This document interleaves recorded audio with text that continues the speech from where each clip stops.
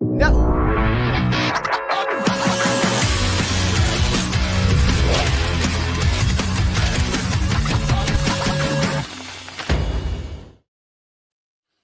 Take it easy. Take it easy. I spent. Anna Carson, like my Sicilian mom was saying, just relax. We're starting. I got Johnny here. I think we have a slight discrepancy on how we see the Devin Haney, Brian Norman Jr. fight. Not a major discrepancy. I'm torn on this fight, Johnny. I really am. But let me pass the rock to you. I'll let you play point a little bit. Introduce yourself, and let's go. I got to put the link in my Discord because I wasn't ready to start on time. All right, what's up, everybody? We're also streaming on my channel. For those coming up from my channel, go follow Gary at 3D Boxing right now. We're linked up. For those watching me on Gary's channel, thank you for having me. It's always a pleasure coming on Big G's show. It's one of those weekends. I don't know how my stress levels would take having a weekend like this every week, but I do like the stress of the debate. Because I posted my breakdown of Dev versus Norman last night, and I woke up with hate. Like it's just one of those cultural fights to where you're gonna pick one side and you're gonna be called names from the other side, and I kind of like that a little bit because you know what I mean. But it's just one of those fights. I can't wait to get called a racist too because that's gonna be fun.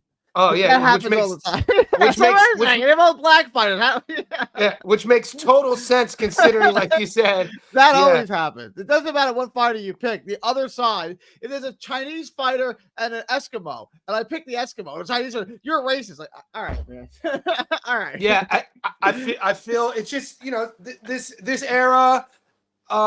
Whenever Devin Haney fights, he's always going to be sort of one of these names synonymous with some sort of controversy. And I'm looking forward to it. Yeah, I saw, you broke down, you're leaning on Haney, and I'm leaning on Norman Jr. Hang on 1 second. All right. Give me 1 second. My bad. So break it down right off the bat. How do you think the fight goes? What does the fight look like? Do you think Norman's just going to steamroll him? Is it going to take him time? Is he going to break him down? Is he going to be losing? Is it going to look like Caleb Plant and David Benavidez type thing where he just gets broken down over time? How does the fight look? Okay, so I've gotten a couple people over the last 24 hours sending me, and I like this. There's a lot of pro Haney fans, which I like, and I want to sort of preface what I'm about to say with this. I picked Devin to beat Ramirez. I picked Devin to beat Garcia. I picked Devin to beat Regis. So just so you know, I'm not a Devin Haney hater. When I go into these matchups, I'm looking at everything from stylistic matchups to where they've been in their career, where they're going in the career, but more importantly, what have you looked like lately? And in my breakdown, I talked about with each fighter, if you take Haney and Norman, if you take their last 500 days, and that's it. Because on Haney's resume, you're going to see these massive names. You're going to see like 25 years from now when, the time is coming past, people are going to just look at his resume. Even if he retires right now or loses the next 10 fights, they're going to be like, holy shit, he fought that guy, that guy, that guy, this guy, that guy, and that guy. But it takes a wise and a very intuitive boxing fan to understand you can't just look at who he fought. You have to dig a little bit deeper. You have to see what weight classes he fought them at. How old was the fighter they fought them at? Were there any sort of stipulations of how much could one weigh? How much was one cutting weight? All that aside, I'm not disparaging Haney's resume. I just don't think it's as good as people says it is. I don't think Devin Haney is as good as people says he is. I don't think there's things in Devin's game, and one of the boys sent me Devin Haney's jab, and they were talking about, well, Haney's jab is good enough to be able to neutralize Brian Norman Jr. and win a 12-round fight. And I just said I totally disagree. I was like, his jab to me is okay. It's not a Richardson Hitchens jab. It's not a confident jab. He's not sitting on anything. He's just kind of popping it out there. And then he sends me this video. So then I sent him one right back and was like, this is why Haney's jab is shit, because it's not his jab that's shit, it's his right hand. He has a tendency every time, especially if he's going to sit in the pocket, to tap and the right hand falls. And if he does that, what he did against Ryan multiple times without making adjustments against a guy, in my opinion, Ryan Garcia, domestic guy. I've never said Garcia was world class. I've always said Garcia is a guy who stopped evolving. That shot's fired right there. Ryan Garcia's domestic level? Here's why. North American domestic level because he stopped evolving at the amateur level. He hasn't added anything to his game after he got turned into a pro. I think it's one of these double-edged swords because his lead hook was so good. He felt like he didn't have to add footwork. He didn't have to add anything else to it. He looks like a guy who's leveled off, and I think Devin Haney is the same in my opinion. And when I look at and I feel like you're getting caught time and time again against Garcia with his limited footwork, his limited setups, his limited entrances. You do that against Norman and you drop that hand. If he's balls enough to sit there and trade with him, he's going to get stopped. That's the way I see it. Shout out Havelock. You took the words out of my mouth. I envision Devin is going to keep turning Norman and clinching to avoid any return punches. I agree with that. My concern is he didn't do that at all with Ryan Garcia, but Ryan Garcia is a very, very different fighter than Brian Norman. A very different fighter. Ryan Garcia wants to plant his feet in the center of the ring, throw the lead left hook. He's very different. He's not really tracking you down, putting pressure on you like Brian Norman Jr. is. So I got a couple of things. First, what did you think of Haney's performance against Ramirez? Me? Yeah. I didn't like it. I mean, he did enough to win. But when I look at Jose Ramirez, once again, it's another one of these fighters on Haney's resume where people are going to look back and say, he's a former world champion. I think two-time world champion. Yeah. But Jose Ramirez's best days were in his early to mid-20s. Jose Ramirez, the damage he took against Maurice Hooker, even though he won that fight, Jose Ramirez is a guy, that style doesn't age well. So it's not like this is apex primo Jose Ramirez. So when you're looking at a guy in Devin Haney, his feet look traumatized to me. You know, for him, and Ramirez isn't a one-punch knockout guy. He lands 70 punches. Ramirez lands 30 punches the whole entire fight. This was the Tom and Jerry tweets, and he did enough to win. He had moments where you saw his world-class hand speed. But for me as a bettor, because at the end of the day, what we're doing here is we're giving advice on what we see in fights and our prediction on where to put our hard-earned money. If I'm gonna be a guy to lean on that performance that he had against Ramirez to beat Norman, I'd rather go down with the sinking ship with Norman and side with the slugger. Because watching that stuff for 12 rounds, putting money on that, good luck pulling your hair out. Look, here's my. You touched on it a little bit, and then I feel like you pivoted off of it. He beat a world-class fighter. He didn't beat it. He won every single round. I think I had 11-1. I think the judges had 11-1. I think it was 10-2, 11-1, and 12-0. He fought a world-class fighter and won every single round. Okay, so what is there to dislike about the performance? It's not sexy. It didn't turn you on, right? So what is there that not version, to like about the performance? He won every round against a world-class fighter. But that version of Ramirez is not. That's not a world-class Ramirez, though, is my point. That's not Ramirez at his finest. He has the name to it. Don't you think the boys may be cashing him out? I was told before that fight even took place. I got the receipts on that. You can watch the Stats on Live video, and you can make what you will. Somebody close to that camp, they were like, they know Ramirez isn't the same guy. And I'm not going to use the word shot that most people use. And they're expecting him to just turn into one of these guys to now face upcoming contenders, get paid a little bit more, and then, enter into the dawn, into the twilight. But come on, man, to see Devin fighting so negatively, not wanting to punch with Ramirez, and to see him so anxious as well, not sitting on anything. That performance did not do it for me. You mix that with the Ryan Garcia performance, and then he fought Regis. So since the Regis fight, 2023, this will be Dev's third fight since the Regis fight. Brian has fought 3 times in 2025. This will be Brian's third fight in 2025. So when we're talking about strengths versus weaknesses, we're talking about activity versus inactivity. You're going to tell me that Devin Haney, his strengths, speed, I give that to you. Reflexes, I give that to you. The jab, I'll give that to you if you want it. But he's already 27. Interesting. Let me interrupt this real quick. It's not my favorite thing. I don't think it's that he doesn't really like. You think he has? It's like Tommy Hearns must have had a great left hook, right? We didn't throw a left hook at all, ever, right? Devin Haney must have a great jab. He doesn't really throw his jab that much. Like, go watch the tape on him. It's really. And shout out to the real GK. I don't know if he's here. He sent me some video on a jab does really blind Brian Norman. He really struggles with a quick jab. What fight are you talking about? I'll send you the video. Like, it's all with Norman. It's all of them. It's a reoccurring. Well, you're talking about the Gio Santillan fight. The Santillan fight for sure. But I want to get to that, right? Devin Haney's jab isn't used as much as you guys probably think it is. It really is kind of. He doesn't use it enough. I think he's going to have to win this fight with the jab. He's going to have to win this fight with the jab. So he's going to have to start jabbing more and winning rounds just with the jab. You guys loved Norman, and then you had a love affair with him after the Sasaki fight, right? I like Norman. I like Norman after the Quentin Randall fight when Randall was 13-0, fights Randall, and I like everything that he's added to his game. I liked him getting dropped against Janelson Boca Chica. I brought that up. Watch the knockdown against Janelson. He doesn't feint, doesn't throw a jab, chin in the air, and he leads with his backhand, and he tells the whole world, hey, and he has Janelson in the corner.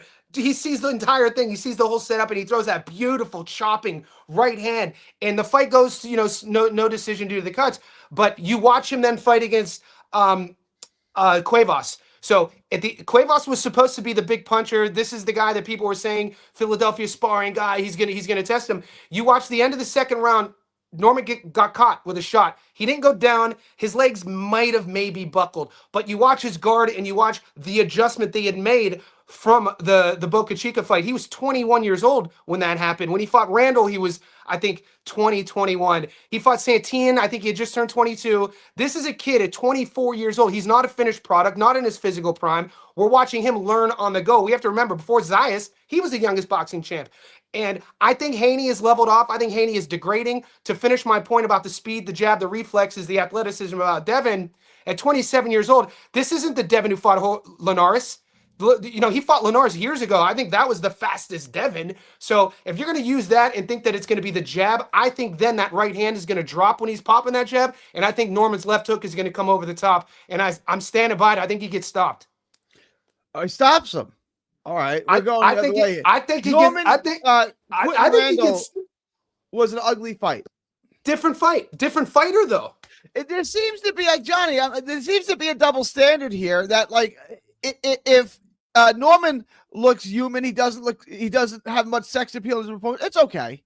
But flip that around when Devin Haney has a fight that he dominates, win every round. It's like, well, it's not sexy enough. I'm gonna. You know what I'm saying? So you're missing the roadmap, though. You're missing the trajectory. We're missing momentum. When we're talking about Norman, when's the last time you saw Norman step back? He's stepping up. I thought he looked like trash in the Santillan, but he got him out. So kudos to him. He took care. He got the job done.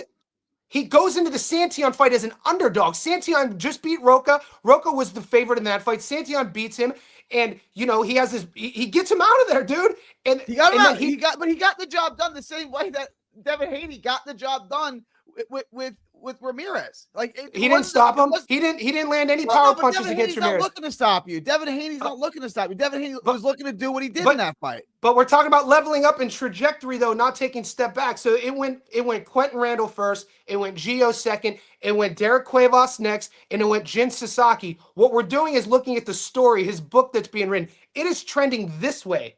Devin Haney's story is trending that way. It has to be mentioned. There's nothing in Haney that I saw against Ramirez that I'm like, oh shit, this dude's gonna beat Norman. I don't see it. You think he looked good? He looked good against who? What was his last greatest performance? Wow, you're gonna call that Ramirez? You guys don't like this. Is like when you guys tell me that Shakur Stevens doesn't look good. Like, he looked incredible. What are you talking about? I'm glad you brought that up, because when people talk about skill set, here's another thing. You look at Shakur, how he boxes. Shakur's composure in the ring. He uses the whole ring. His movement, his speed, his reflexes, his catch and counters. Shakur is doing it masterfully. You watch Devin's work. Everything looks stressed. Devin doesn't like fighting in the clinch. He reaches his arms out. He doesn't like fighting in the pocket. If he does clinch, he does it for a reset and a restart. I think there's going to be an uppercut there for Norman in these reset restarts. And I think I like Norman actually handling him pretty convincingly. So Norman's just going to manhandle him. He's going to back him down. He's going to push him against the ropes, and he's just going to bum rush him. No, I think. Then how is he cutting off the ring on Devin Haney? Devin Haney is a 10 times better athlete, right? This is not. I couldn't say that. I wouldn't say he's a 10 times better athlete. I couldn't say that. I wouldn't agree with you that. I would say he's a 10 times. Jin Sasaki, who's going to stand in with him and trade. This is okay. Here's what. So whatever you do with Jin Sasaki, which was a great performance, A masterful performance.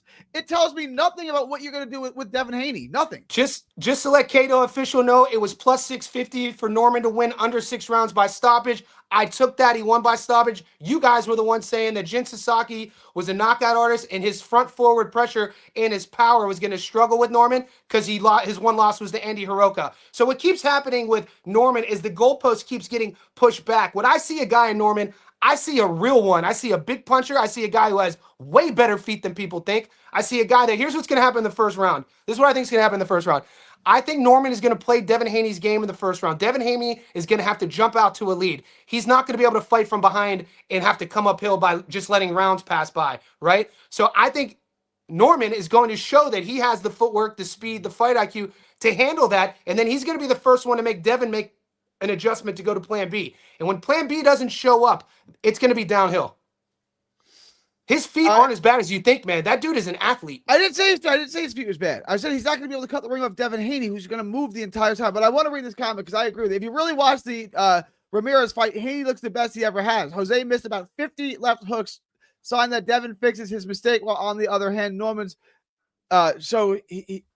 okay, what he's saying here, the guy some. No, this is your boy. This is your boy who sent you the jab video. What he's doing is he's reasoning with his bet, which is fine. We all do that. I'm not going to argue with his. No, we're not reasoning with our bet. We're using reasoning to make our bet. Right? I'm not reasoning my bet. I didn't start with my conclusion. I came on every day last week and said I don't know who's going to win this fight. I don't know. I never say that. I don't know. You truly think that version against Ramirez is his best version? That's wild. That was a very world-class former two-time former. That's like hooking up with Jenna Jameson now and not in the 90s. You know what I'm saying? Like, you still going to take credit for that? So my point is, don't answer that. My point is, he fought so negatively, man. That was he fought. You saying that though, like you said that. What was the fight a couple of weeks ago? The British fight with the terrible scorecards. There were a few. We do so many fights, mate. We do so many fights. But like, I don't care if he's fighting negatively. Patty Donovan versus Lewis Crocker. Those scorecards. It wasn't that. It was maybe 2 weeks ago. What fight had a terrible score? The Bradley Ray Lyndon Arthur card. Yeah, it was on that card. What was on that card? Hang on. I do so many fights, man. It's tough for me. Yeah, I know. I'll look it up right now. Yeah. There was a close one. It was this decision that was egregious. He said, well, he fought negatively. It's like, okay. Oh, yeah. It was egregious. The right guy won, though. Oh, it was the Bradley. Yeah, it was Ray and Arthur. Yeah. Yeah. But I thought for sure the right guy won. Really? I took Lyndon Arthur in that fight. So, yeah, I thought he won that fight. I think you're talking about a different fight, though. Oh, no. It was the fight before that. It was the feature. I watched that one. Boazzi and Parker. Oh, Boazzi and Parker was another one. That one was. I don't remember. It was something on that card. I forgot. He's fighting so negatively. And that was Boazzi. That was Boazzi's opponent. Oh, Zach Parker. Yeah, it was Zach Parker. That's right. That's what it was. Thank you. I couldn't remember. Zach Parker clearly won that fight. Wrong. Clearly won that fight. No way. What did he do? Zach Parker didn't do anything. He didn't do anything. And made he did. It's called boxing. It's not called run. You have to score points, mate. You just can't use the ring. He landed more punches almost every round. Nah, I disagree. He fought horribly. One guy is coming forward and missing. It's effective. Thank God. It's not just Thank God. At no point. God, they didn't reward that guy. The minute they start rewarding guys like Zach Parker, the minute they start rewarding that as a victor, our sport is cooked. Like, that was not good for the sport. What do you mean? Whatever. Whether or not it's good, this is the same thing that we saw with the. He didn't do anything. Giannis takes all the steps. That's not a travel. If you think it's bad for basketball, that's not a travel. That's not a travel, right? What? I didn't hear the first part. Change the rules then, right? But this is the same thing. Now, Zach Parker, he didn't win that fight. Milwaukee landed no punches. I don't know how you win. He landed way more. He was on the front foot the entire time. You want to look at the punch stat? It wasn't exciting. He hardly landed anything. It wasn't an exciting fight, mate. Thank God they didn't give that to Parker. That was he did. So it's called a fight, mate. You're saying Zach Parker was in a fight, so he fought. He won a fight. You're saying at the end of the day, Zach Parker won that fight. Get the hell out of here. You're out here. You're saying Zach Parker won that fight? Yeah. There's a scoring criteria, mate. It's not just punches landed. Pull up the scoring criteria of how you score rounds. I understand how you score around. It's effective aggression. At no point was Buatsi ever effective in that fight. There's other factors, though. I know what they are. And what did Zach Parker do? What you're referring to is effective aggression. He was never effective. Dude, but there's posture. There's other things, though. It's not just aggression. Zach Parker fought horribly. He fought you can't win a fight. You can't win a fight like that. I'm not disagreeing with you that he fought horribly. That's not the argument. The argument is who won the fight. Parker he did. Fight. What's the box rec say, baby? Yeah, the box rec says Canelo beat Laura too. The box rec says a lot of things. True, fair point. Look at Canelo getting hit with strays over here. I didn't have 12-0, but I had it close to 12-0. It was close to 12. It's probably 10-2. Probably 10-2.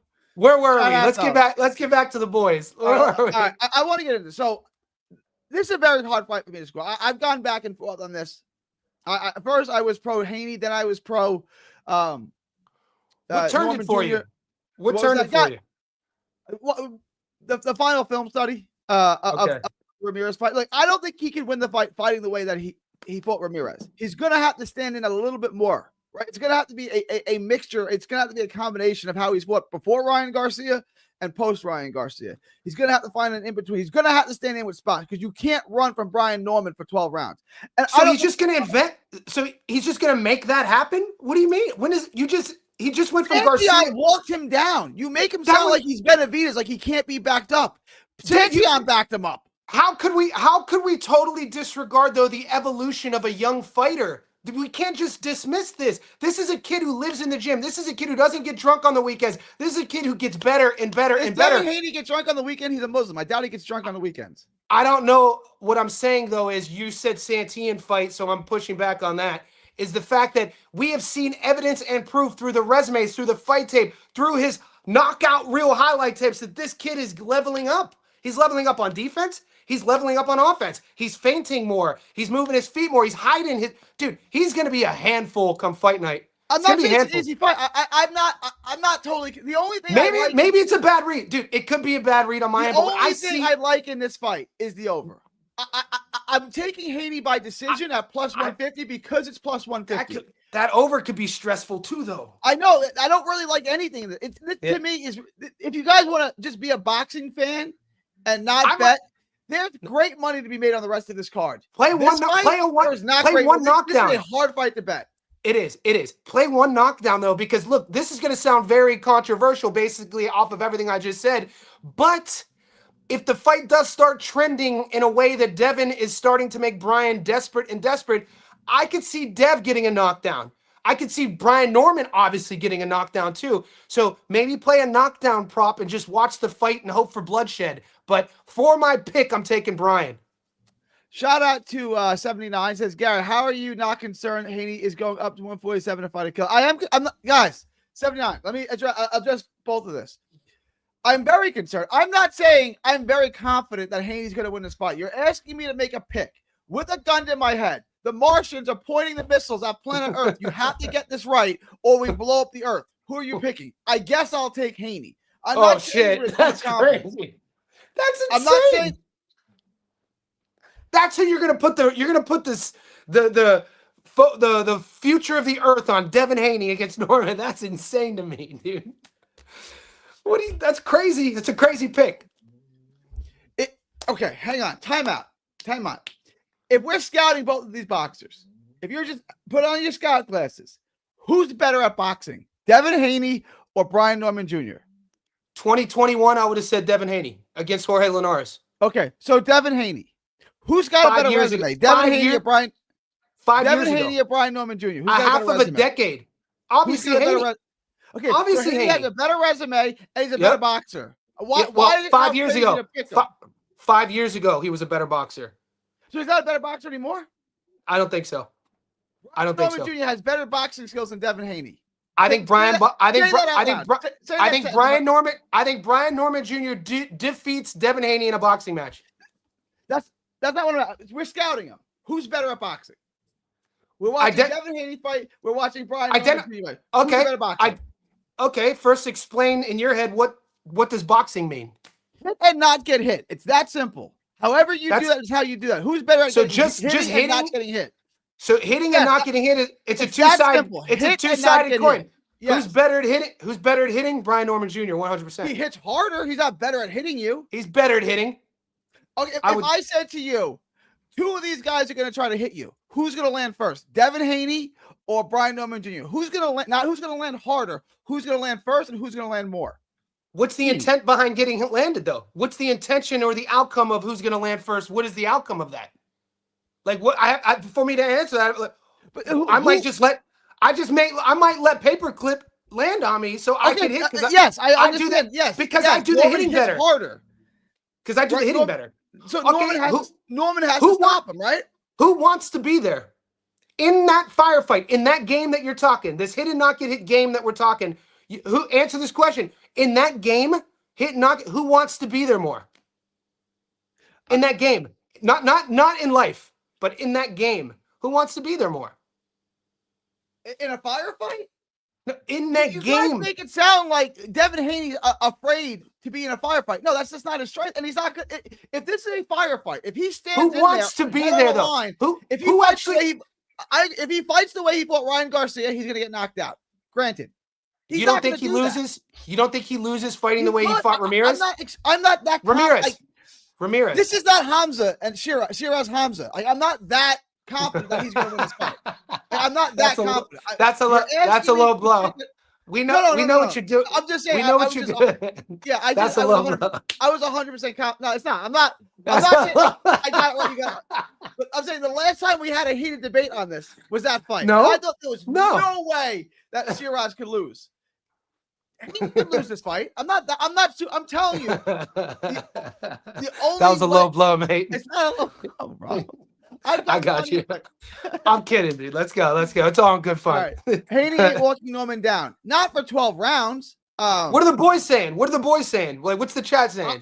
Let's do a poll. I did a poll on my channel. It ended up 45-45 and 10% of draw. But we'll do a poll. It's close, mate. It is freaking close, dude. That's what I'm saying. You're saying like Haney has no shot. Oh, hold on.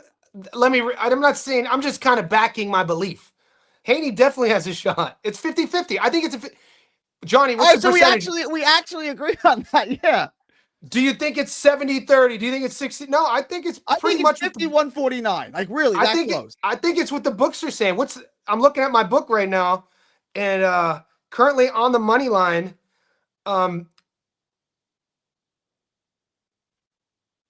it literally is 196. I think as we hear from Bum. Shout out Bum. Watching YouTube debate is better than pay-per-view. Shout out. I got another one from 79 here. Norman a better boxer. Oh, come on, 79. Norman's a better boxer than Devin Haney. So if you were going to take your kids to get boxing lessons, you would take them to Brian Norman Jr. ahead of Devin Haney. I would. 100. I definitely would.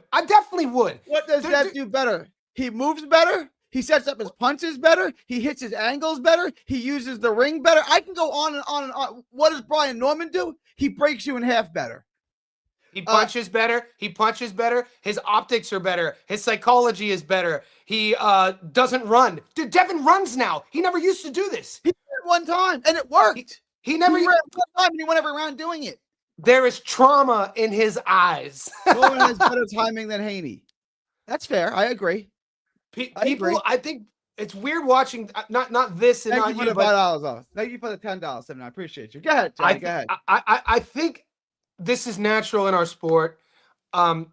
People you're gonna have to prove it. Devin's been there longer. Devin's been around more. Devin's the OG. Where's the backpedaling, blue collar? Is this one of your subs? I think these are our boys. I can't tell who's mine and who's not. Yeah. How could you tell? I think this is your boy. Where am I backpedaling? I'm picking Devin Haney.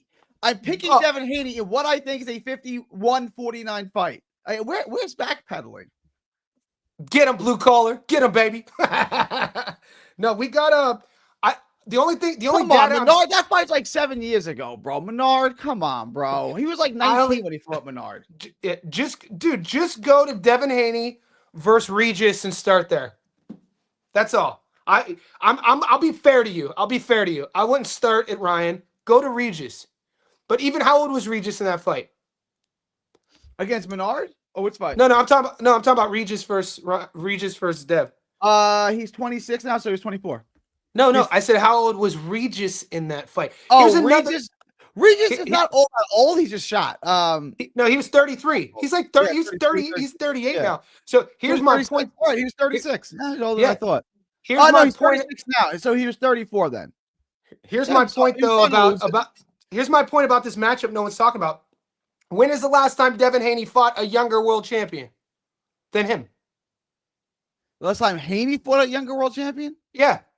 How many world champions are younger than? I don't know. The answer he probably has. He's 26.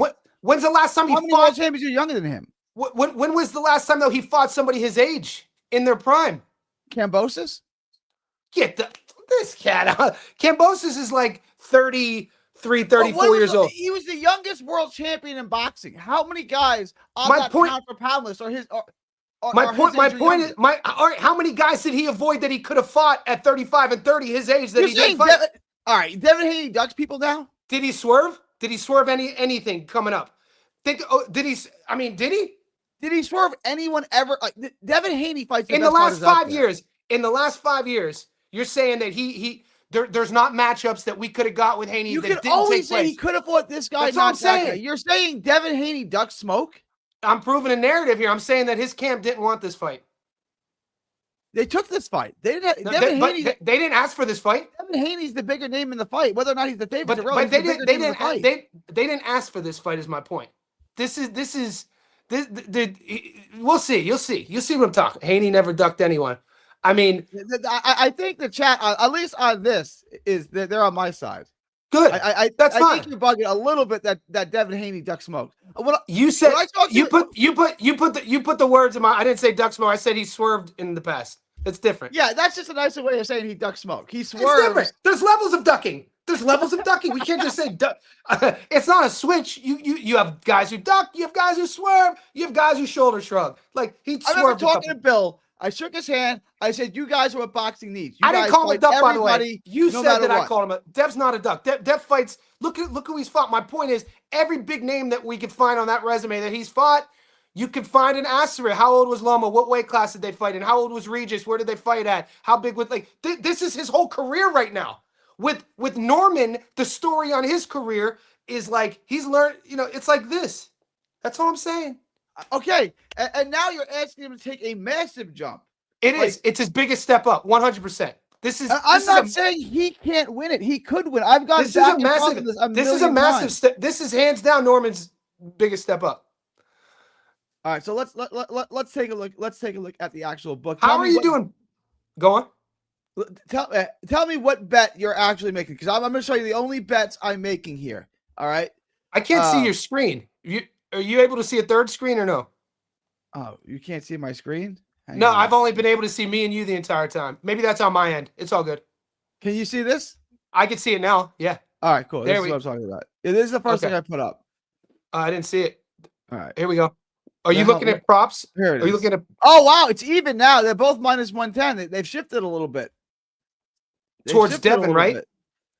Yeah. Because I've been telling my chat all week, if you're on Brian Norman, wait until Friday to put your bet in because he'll be the dog by Friday. This was plus 150 when I did my video last night. Now it's plus 125. Devin Haney by decision. Because you know all that celebrity money is going to come in on Dev. All that Drake money. So you know what I'm saying though? Like this fight is going to be one of those fights that breaks through the ethos of the casual, and there's going to be a lot of money coming Friday, Saturday on Dev to win. Yeah. And I think that's correct. I think the money. So if you're on Devin, put your bet in now, and if you're on Brian, wait until Friday. That's what I've been telling the chat. That's reasonable advice, I believe. That's reasonable advice. So I'm gonna let Johnny. I'm gonna pass the ball to Johnny. So the bets I would look at as a standalone bet: Devin Haney by decision at plus 125. I liked it better at plus 150. I guess I would still make this because my pick for the fight is Devin Haney by decision. Yeah, not paying great anymore, but I would say if you're prediction is paying plus money. You should take it. Like, have confidence Yeah. in yourself. So Haney by decision at plus 125. The over at 10.5. I like the over. I think even if you think Norman's going to win, Haney's durable as hell. He is. He's Minus tough. 300 is not terrible. So Haney's tough. Again, guys, it's a very tough fight to bet. The bet I like the most is this. It is. Haney by decision. Okay. Johnny, I'm going to pass the ball to you. Okay. Yeah. So I like Brian on the money line. Minus 110. And I don't tend to do big fights like this. I tend to just do them standalone. But my prop of the week, though, is also in this fight. So on a separate ticket, because I'm pretty sure your book won't allow you. Does your book allow you to do the money line plus another prop or no? Nah, it's gay that way. It doesn't Okay. let you do that. So another prop that I like that kind of hedges me in a way is the 1+ knockdown prop. I think somebody's gonna hit the canvas. That's paying plus. I don't have that yet. I should have it before the fight. I don't have it yet. That's paying plus money. 100 gets you your money back plus 105. Right now in Australia. Okay. That's what it's. I could see. I've seen Brian walk onto shots before. It could easily turn, and Devin could pour it on, and Brian could get desperate, and he could walk onto something. I could also see Devin. We've seen it before. We have proof and evidence on both sides. Why not sprinkle something on 1+ knockdowns? I love that prop. I wanna address this too. Sell me on Haney's path to victory. He's gonna have to win with the jab. He's gonna have to pick up his volume. He's gonna have to out jab him. He's gonna have to win the battle of the jab, and he's gonna have to keep him up. He's gonna have to use every ounce of the ring. When he does get close, he's got to be able to stand and hold his own in those exchanges the way that Santillan did. He's not going to win the exchanges. He's not going to win the fight on the mid range, but he's got to be able to stand his own and not get broken in the mid range, right? He has to fight like Santillan did in the mid range. Santillan backed him up at times too. Can Haney do that? If he can have an easy night. Because I don't like Norman going backwards at all. That's why you're right. You said Norman's a better boxer. He's got one direction. How's he better? He's got one direction. What he does very well. Devin can fight off the front foot. Devin can fight off the back foot. Devin cannot. I mean, have you seen Devin recently trying to punch backing up? He doesn't like punching backing up. He doesn't like clinching. He doesn't like fighting in the pocket either. There's a lot of areas that are being overlooked that Norman has options to put the fight in these areas. The areas that Devin has is, like you said, his jab and lateral movement. I mean, I'd like to think that Norman Jr. worked this entire fight camp on cutting on that. You'd like to think so. You don't think Haney can land the left hook and land the right hand from long range? Lead left hook. He can, but we are banking on the fact that he's going to be stable in his feet, that he's going to put his feet and take the risk on putting his feet in the proper place to land that, meaning that there will be things flying back at him. We know that about Norman. Mm-hmm. That's a psychological choice. You have to make that decision. You know what I mean? You could drill all you want.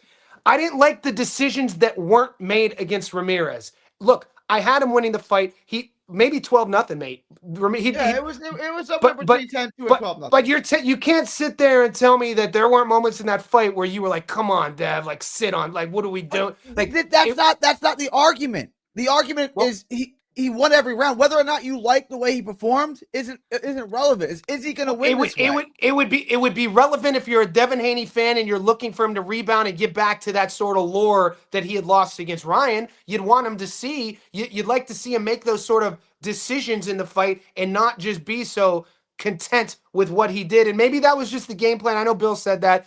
And Bill gets a lot of shit, but I actually don't mind when Bill talks a little bit. I think he's good. I think he's good for the sport. But I think the only GK here is killing it right now. You have to go watch the Ramirez fight close. It was a work of art. I kind of agree with him. Look, did he fight negative like you would say? Yes, and he did it to perfection. Like I don't know why that's a knock all of a sudden. When Pernell Whitaker did it, or Floyd Mayweather did it, it was the most beautiful thing in the world. We're not doing this. No. When Mayweather did it in the rematch with Castillo, it was the greatest thing we'd ever seen. Are we comparing Devin Haney to Pernell Whitaker? Are you comparing Devin Haney against Ramirez to any Pernell Whitaker fight? Stylistically, when Pernell Whitaker and Floyd Mayweather fought negatively, it was beautiful. When Devin Haney does it, it's boring and sucks, and he's going to lose to any offensive-minded fighter. There is no fight that you could pull up side by side and show the same optics that Devin Haney The ever Castillo looked. rematch. The Castillo's the second e- fight. Ever looked how he like what Sweet Pea and what Floyd did. Okay, Sweet Pea's a little different. Go pull up the rematch. Not the first fight. Not the one everyone says Floyd lost. The second fight with Castillo, where he schools him. He fights the entire fight the way Devin Haney fought Ramirez. The entire fight. Devin Haney fought against Ramirez with zero character. There was no there was no, it was hollow. It was a guy who was relying solely on those gifts that he was born with, his speed, and also fighting a 33-year-old guy who had a decade of tread. Okay, what I'm saying is, and then I want to move on to the rest of the card because it's a really good card. 79 coming through big time today. Appreciate you, 79. Norm circles his opponents. He doesn't just have one direction. That lateral movement, 79, my guy. I don't know if I agree with you. All of his fights feature a crazy versatile bag of punches. He's getting KOs off angles. Is he though? And he did it with Santion. Sasaki stood in front of him. I'm not faulting him for the Sasaki fight. You're missing. No, that knockout of Sasaki was not in front of him. He slipped, he angled, and caught him on it. Pull it up, but I'm going to get a strike again. I'm not going to. Did you get a strike? I'm not going to strike, but I'm going to get my video demonetized, I should say. I'm going to get my video demonetized if I pull up the video. I was going to say, I'll pull it up. You're right. We're on the same. We'll get actors to reenact it because I don't understand YouTube's rules. I don't understand that I'm not getting my video demonetized. It's all good. It's a valid point. Just go watch it then. But what I'm saying, the other fights. My point. The other fights. You said you wanted to move on. Yeah. Well, real quick, I don't think Haney can win this fight exactly the way that he beat Ramirez. Right? He's going to have to stand in more because Norman will catch you. He will track you down eventually. Ramirez can't. That's one. The second side of that is I don't think that as great as you guys think the Sasaki performance was, and it was fantastic, he can't beat Devin Haney that way. He's not just going to come in and get Devin Haney to trade with him the way that Sasaki did. So he's going to have to set him up. He's going to have to set trash. He's going to have to use feints to get him inside. And I don't think Devin's going to go for any of that. It's not Sasaki. What he did against Sasaki was beautiful. It tells me nothing about what he's going to do with Devin Haney. I'll give you the last word, though.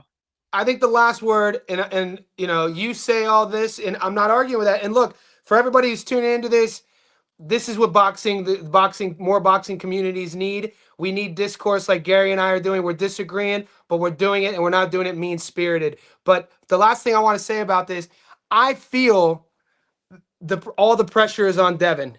I think Norman is going in there with no pressure, and I feel that it's Devin Haney who's going to have to answer questions in the firefight, and we'll see if he can. Can he? Yeah, his resume says so. His path says he can. Remember, Gary, the betting is an outcome of our point and our perspective. And I mean this, and I've said it all week. For me as a betting man, I'm not putting the house on this fight, but I have action on this fight. As a bettor, over the last 500 days of each guy's career, I am willing to go down with the burning ship with the slugger than the guy who fights so negatively like Devin. That has to be said. And because we're watching these fights too. I'm not cheering for Devin to just score points and use lateral movement and hope that I get I don't think it's going to work. What if the fight is set up for a draw? Bet the draw. I always think that's good advice. Do you bet the draw? I'm not on this because I think it could be. One of two ways. I think it's either going to be a wide decision for Haney, or I think he's going to get stopped. So I don't see this as a fight that could be a draw. Do you remember Fury Wilder? I think it was the first one. Fury wins every fucking round, gets dropped a couple of rounds, and it was a draw. Draw. You could see Haney winning all these rounds, and then Norman catching him, getting a couple 10-8s. I mean, it might be worth the sprinkle. I do bet draw sometimes. Not on this. I don't have it. Yeah. I don't have it in me, dude. It's not in my DNA to bet. Don't bet a lot.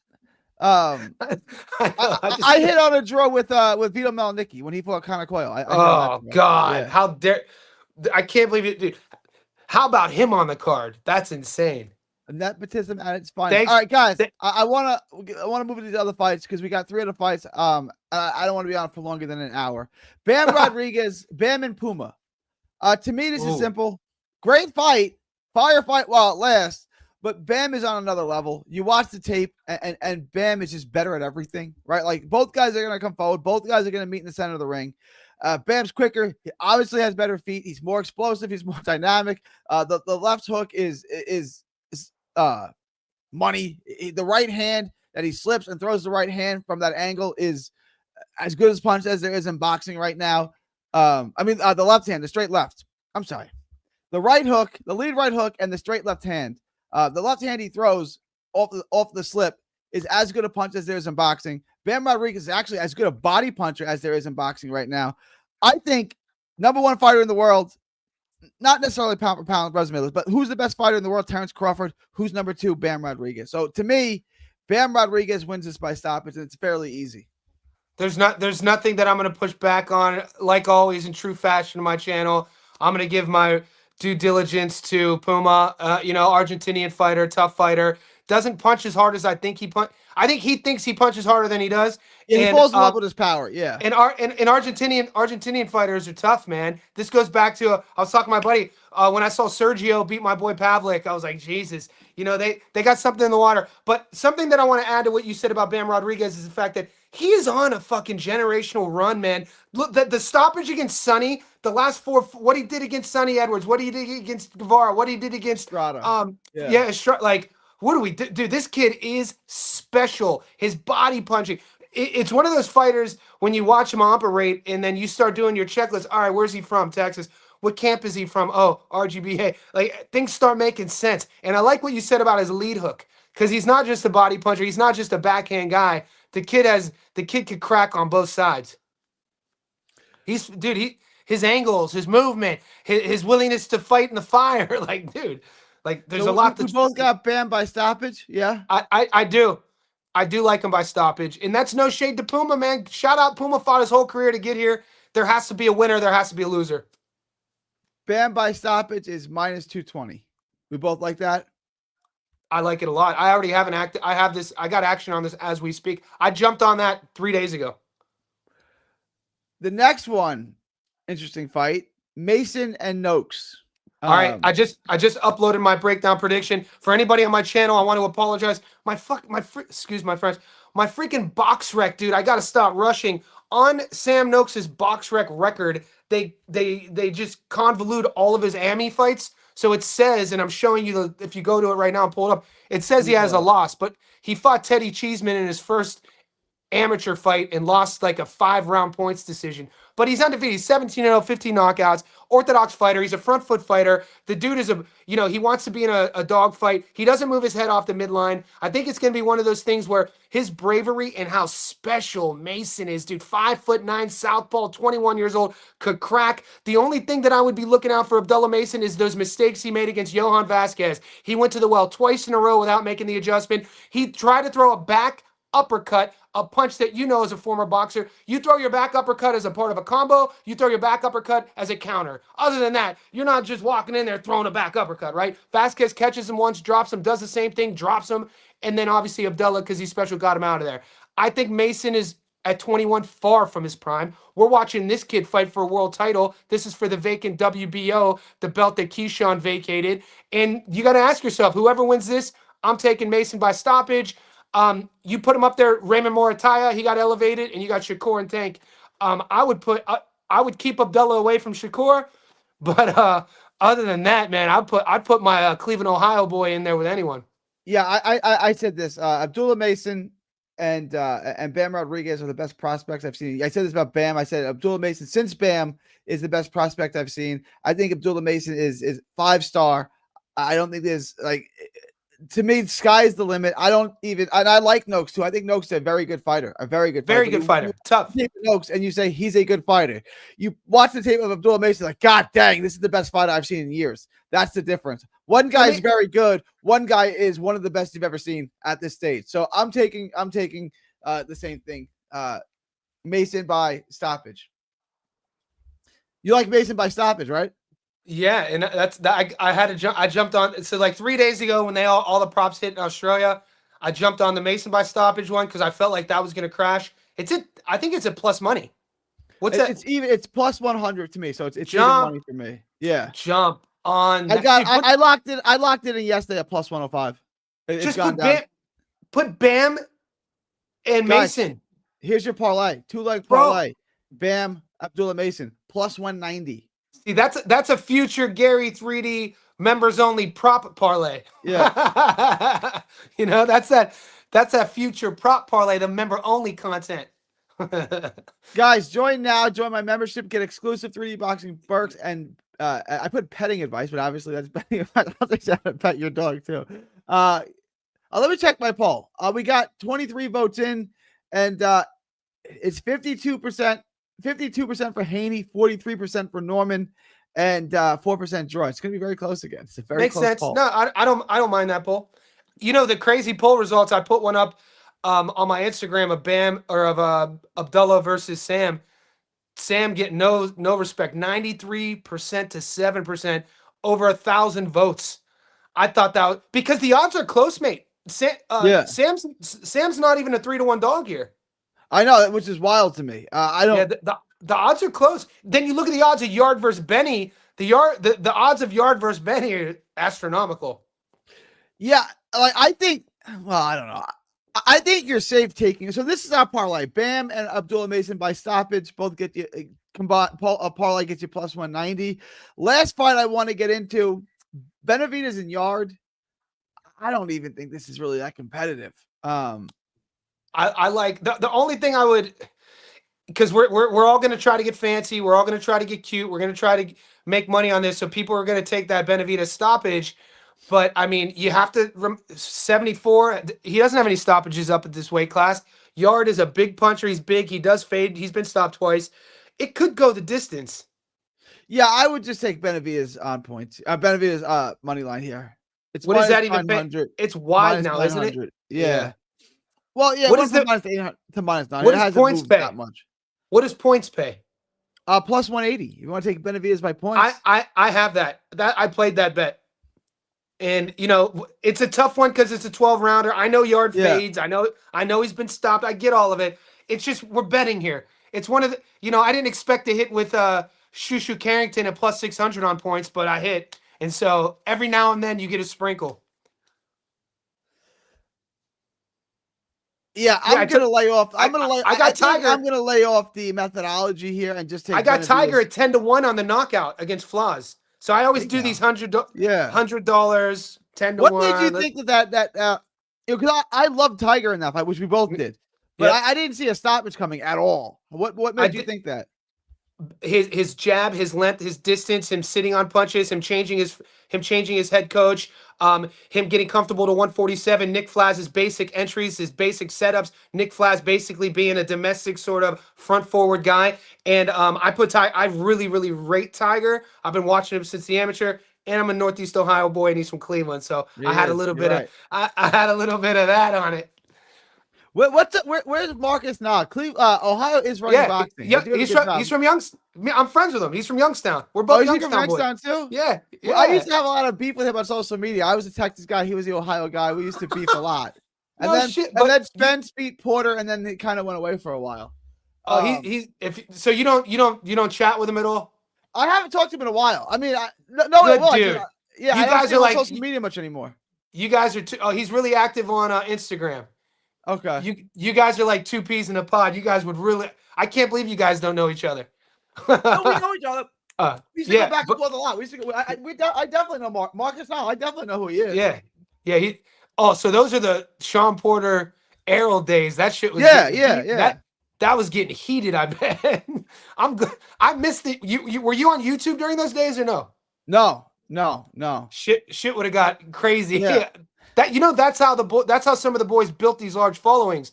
Like Showbiz, it was that era of matchups that you see these guys, YouTube content creators with like 200,000 subs. They've been doing it that long. Yeah. Speaking of, guys, if you're on my stream, go like Johnny's stream, go sub to Johnny's stream and become a member of Johnny's page. If you're on Johnny's page, go over to 3D Boxing, like my channel, sub to my channel, become a member of my channel. Yeah, I always send the boys over. And that's why, like, Blue Collar is one of my guys, but I swear I thought Blue Collar was one of your boys too. Yeah, we have probably. We're sharing inventory here. It's all good. Yeah. It's all good. No, we're building a community, man. Yeah. I even we got to get. I'm going to send you the link because I got to get you in the Discord because one of the Discord boys were like, they gave me another good idea because what we're doing in there is shout out to Gil, my moderator. He's a beast. He set up these parlay polls. So throughout fight week, he does all these individual tabs and he'll be like, pick one, pick one, pick one. And he built this algorithm. So last week was our first week, and the algorithm took all of the people in the Discord who they picked and filtered out us 2 parlays, and they both hit. And I'm like, Oh, bro, nice. I was like, this is data. This is statistical data that, like, hypothetically, a year from now, 2 years from now, collecting this is stuff that you could use for, like, you know, I already have some ideas for other businesses with that data. But anyway, yeah, the Discord boys, there's a lot of carryover. They're like, Gary does this, so you should do a poll. I'm like, I don't know how to do polls. So I can Gil say, does it. it's so easy. You want to show you how to do, you don't know how to do a poll? Are you doing polls on live streams though? Yeah, I'm doing a poll right now on my channel. On this, I'm doing a poll on my channel. If you go open up my channel. Yeah, but You'll I see don't it. see it on the screen. Where do you see that? I'm going to go to your channel. Are you using this software to do it? It's on YouTube. Go to YouTube. You can only do it on YouTube, so you got to go to the YouTube channel. Okay, I'm on it. Yep. All right. Where's the poll at? In the comment section. Yeah, in the comments. I never knew that. Okay, I see it. Who wins? Haney, Norman Jr. I got to give Norman Jr. to get those odds up. It's up to 48 now. Look at the odds now. I got another. We got another tie. It's 48-48. No, Norman pulls ahead. 52-44 What the hell? Norman now. This is close. insane. This is close. Johnny, It's that kind of fight, guys. I did it the other day. Got 46-46. And it is that. It is that kind of fight. Yeah. It is that kind of fight. I can't wait for this fight. Did we talk? We talked about Mason. We talked about Ben. We talked about Benny. We talked about Haney. That's it. That's all the fights. There's a couple other guys on there. You got your eyes on any of the other fights this weekend? Are you taking any action on Harlem Eubank versus the kid Christian Wagner? No, I was gonna take Harlem. I like, yeah. The odds. The odds have swung a lot. I liked it a couple of days ago. Now the odds are getting a little out of hand. I picked Harlem like 4 days ago. He was at $1.42. I thought that was good. So what I want to keep on. I don't have on my book yet. Is John Fernandez. John Fur versus Casamonica. I like Casamonica in this, and he's playing plus 290. Well, we covered John Fur on my channel his last fight. He's a Spanish guy. He has a bit of a padded record, 27 wins, I think 22 knockouts. Tall, long sort of puncher guy. Casamonica, though, there's not a lot on him. What sell me on Casamonica? Why do you think he goes in there and gets it done? Remember, he's the one that beat Lucas Body on the. He lost that decision. He lost, but yes, BoxRec says he lost. That's he outpointed him. No, but he outpointed him. Yeah, BoxRec says he lost, but everyone watching the fight thought he only has 2 knockouts on his record. He's going against a big puncher. I've watched Casamonica. So he's a smooth operator. He can't punch at all. That's okay. He's a whirlwind of punches. He can win on volume. He's got great feet. He's a better athlete. And John Fernandez is one of those types of guys. He's only 30. I thought he was going to be way older than that. Didn't you feel like he's way older than 30? Yeah, he's only 30. Yeah, he's been around for a while. Yeah, but whenever he fights someone decent, he loses. Yeah. But you got to say, I'm always weary betting like Spain versus Italy boxing matchups. You know what I mean? Like it's in Spain too. Yeah. Yeah. I'm not going to, you got to think about the A side there. I'm not going to go too heavy. I think, I mean, what is Casamonica has to be at least a 3-1 dog. What's he about paying? It's about plus 290. It's about 3-1. Okay. Yeah. See, a fight I was thinking about more, if we're dog hunting, is a fight in Japan. You talking about the Quadras fight? The Quadras fight. That's exactly the odds on that are like, I feel like they're begging me to take Quadras in this fight because Quadras is 36 years old. This will be his 50th pro fight. He's fighting a 30-year-old with 2 pro fights. What am I missing? Like I don't the amateur career? Gary, we've seen this before though. Remember Frankie Rodriguez, Galal Yafai, Albert Badr Gaziev, Jazza Dickens, Sumi Umaha in France. We've seen these guys with under 10 fights fighting these pros with 30 plus fights, going in as big dogs and winning. I think it. I have to do more tape. All I remember about um what's his name? All I remember about the kid with the 50 pro fights, Quadras, is Quadras? he's real slow. Yeah, He's kind of he's the one that Bam beat for his first world title. But Quadras is a former world champion. Now it's been 9 years or something since he was a world champion, granted. But he fought and it's 9 years ago. He was the first one that gave Chocolatito a run for his money. Is he shot though? Like I don't know this. Like, you know what I mean? He's 30, he's a 37-year-old super flyweight. Wow. Yeah, he's probably had 50, his best days. Yeah. 50 pro fights. 44-5-1, yeah. So do you think he still has it? I mean, this kid, I don't know much about Suboy. I don't know. This is a tricky fight to bet, but the odds tell me maybe throw something on Quadras. Like maybe throw a little bit on him. What's the chat say? Ask the chat. Hey boys, what do we see? Anybody playing? Anyone playing Quadras over Suboy other than little? Who's 200 little man? Quadras won a world title back in 2016, and then he lost that belt to Chocolatito in his next fight. He beat a guy named Richie Morpherfam in Mexico. That's where he won his world title. He only had the title for a couple of months. Damn! For anybody who's on the fence about being skeptical about the knowledge of you're going back. Who did he fight in Mexico?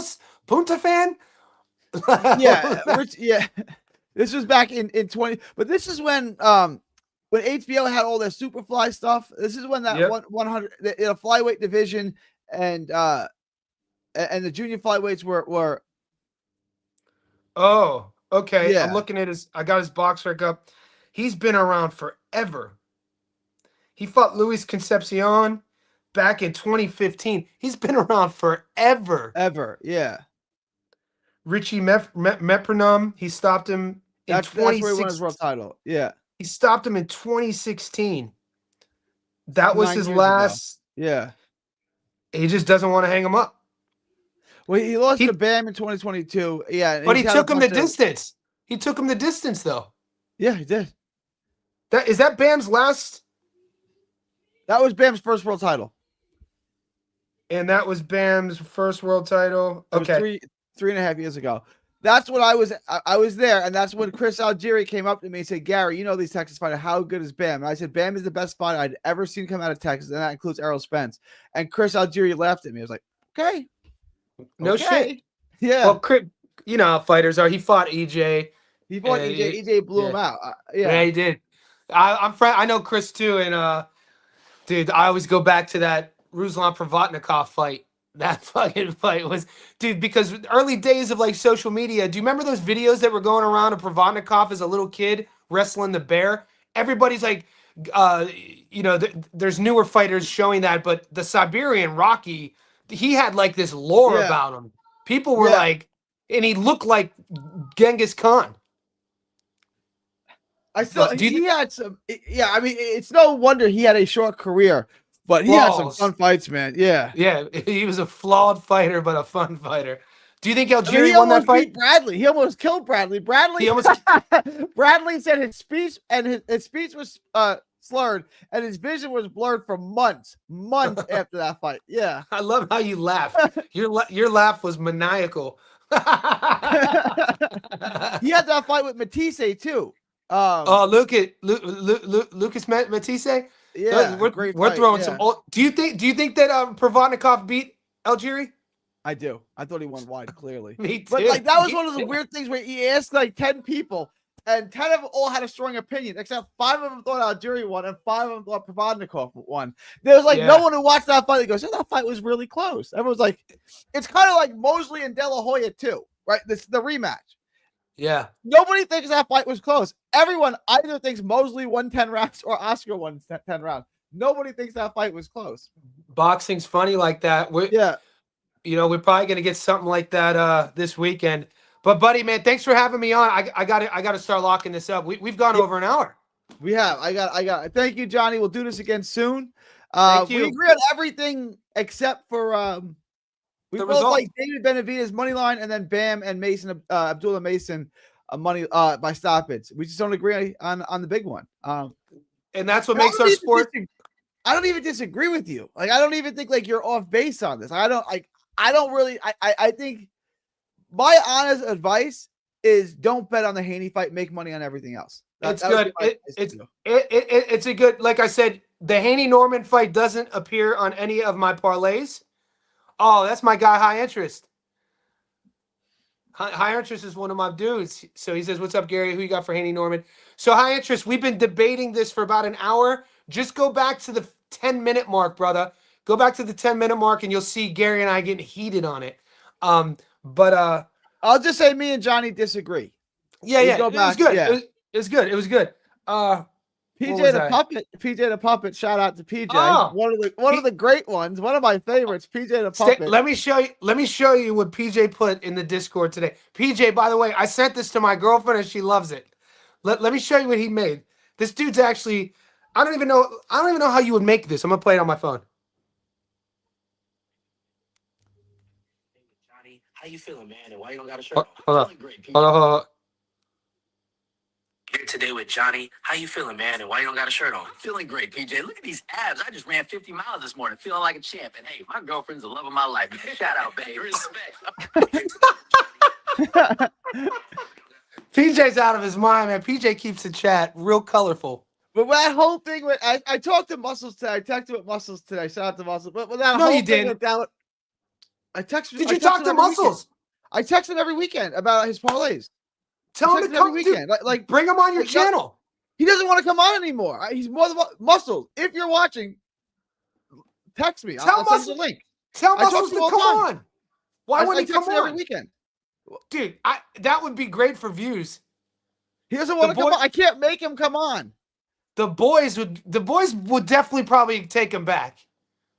You know what? Don't you think? I mean, they'll give him some shit. Like he'll have to take a beating for a little bit, but then it'd be like the Pied Piper. He'll be welcomed back in. I'd love to have him back on. He's invited on anytime. The invitation. Bro, if you ever wanted to get amazing views, you have him back on and let me know, and everybody will be watching. He's not a guy that likes to scrap like that. Like he doesn't like, No. I'm saying you have him on and don't even acknowledge it. The chat would go crazy though. Yeah, for some reason he's not Fresh VX. I don't know, man. I don't have any beef with Muscles. I told him he could come on, but he would have to. The chat will let him know some things. I can't. I don't control Muscles. I don't control the chat. I control one thing. God put me in control of one thing. How I react to things. That's it. I can't control Muscles. I can't control the chat. I can just control who's Muscles taking this weekend? He's got the same parlay I do. He's got Bam, Benavidez, and look what Rando's saying. See, I told you we got a pretty nice. I mean, we'll talk shit. Like the boys in my chat, we'll clown each other, but that's how we roll. Like if you grew up in a locker room setting playing sports or with brother, you shoot the shit. You'll fuck up, and then you'll get clowned, and then we take you back. But he probably doesn't want to get clowned. Yeah, because dude, he became kind of a meme. You know what I mean? Self-destructed, dude. That actually bums me out. Like I kind of miss Muscles. I talk to him all the time. Tell him I said what's up, dude. I will. Tell him I said what's up. He's invited on the show anytime. Ask him why. I wouldn't even ask him about the incident. Like the incident to me is old hat. Well, you're like an old Italian grandma. That was like my Italian grandma. She blew everything under the goddamn rug until it boiled over, and then all of a sudden she's bringing up shit from like 8 years ago. And I'm like, you just I'm not gonna bring it up. I don't. It was like what it is. What it is. Like it doesn't. You know that affect me in any way. You know he didn't. So I got a message from my boy Tommy. He was on your show before. Yeah. So Tommy messaged me and he was like, bro, he was like, he didn't know what was happening, but he was like, Muscles unfollowed me. I was like, really? So I then had to fill in. So Muscles unfollowed Paulie, unfollowed Tommy. What did Paulie and Tommy have to do with this? He doesn't know why. He's like, I don't know why he did that. He said he went from talking to Muscles every single day, like a boxing, and then all of a sudden he's like, what happened? And then he unfollowed him. I don't know. So we got to get Muscles on. Yeah, dude, it'll be fun. I don't It'll even be care fun. about the incident. I don't No, care. I know. Now, my chat, I could sit there and posture up and not talk about it, but I can't control what the boys are gonna say. No, I don't control the chat. Okay. The chat's gonna do what the Okay. chat does. The chat's gonna chat. Yeah. We got some savages in You there. got dang right. You got dang right. He did, Jab. You got. We got dang-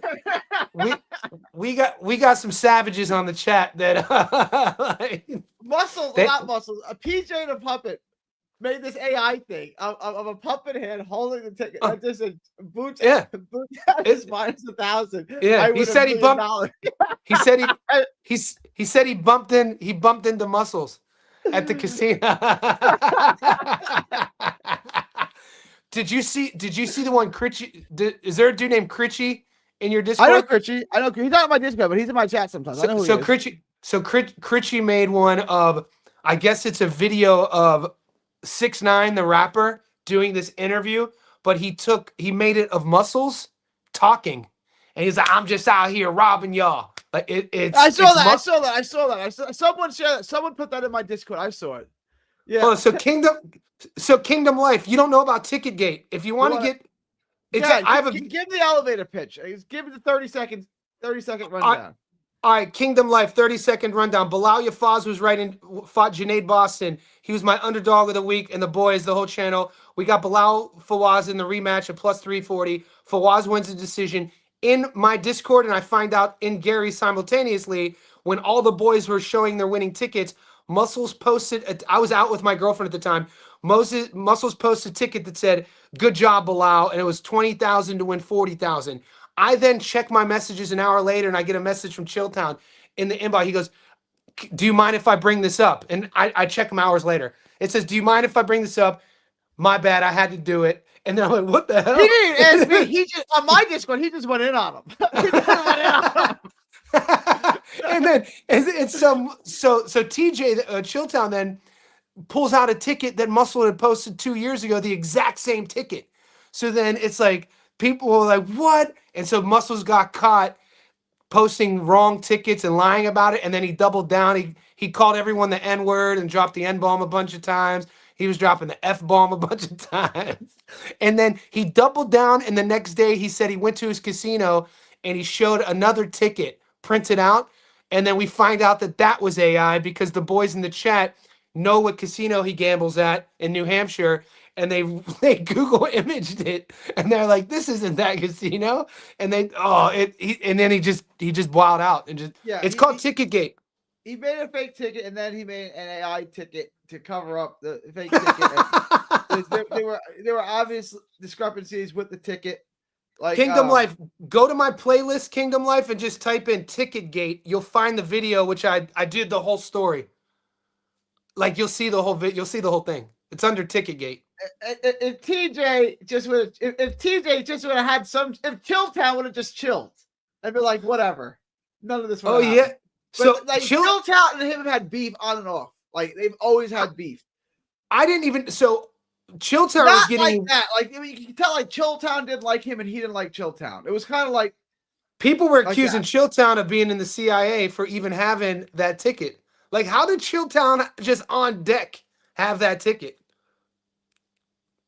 You know what I mean? That's pretty wild. Israeli intelligence. Israeli intelligence. No, he's smart. TJ's I don't know how he pulled it up like that too. TJ's the GOAT, dude. That dude is brilliant. Like, it was a ticket from mad long ago too. Mad long ago, and he had trimmed it out and put it side by side. And what Muscles didn't realize is that where the ticket was laying on his marble table, the marble background is kind of like a fingerprint. So you could see it was the same exact marble pattern as well. And he just kept digging his. It was like a little dent in the ticket too. The dent was in the same place. Yeah, the dent was.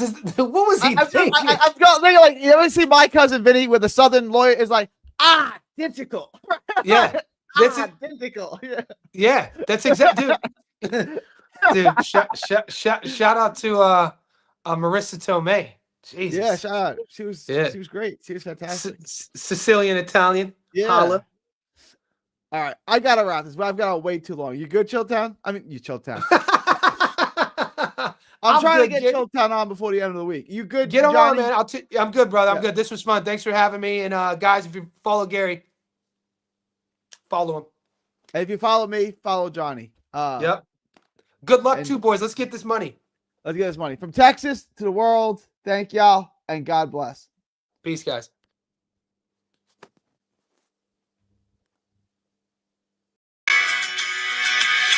Don't miss a tweet, post, story, or video.